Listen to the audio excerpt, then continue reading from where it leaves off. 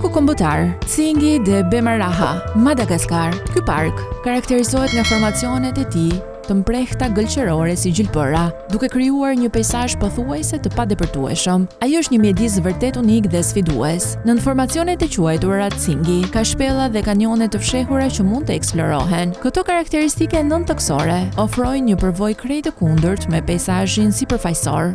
Pavarësisht nga terreni sfidues, parku është shtëpia e një shumëllojshmërie kafshësh të egra duke përfshirë lemurët, zogjt dhe zvaranikët. Lumi Manambolo, i cili rrjedh nëpër park, krijon gryka të veçanta duke ofruar mundësi për ekskursione lumore. Eksplorimi i parkut kërkon aftësi të mira fizike pasi përfshin shëtitje dhe ngjitje në terrene të vështira.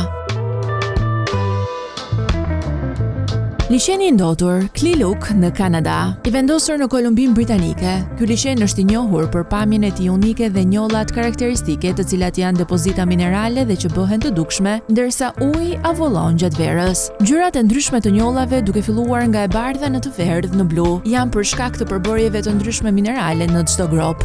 Për popullin, Silk Okanagan është ai vend i shenjtë me një histori të gjatë përdorimi tradicional për qëllime shëruese dhe mjekësore. Peizazhi i tij unik e bën liçenin e Spotted një destinacion popullor për vizitorë të shumtë nga e gjithë bota.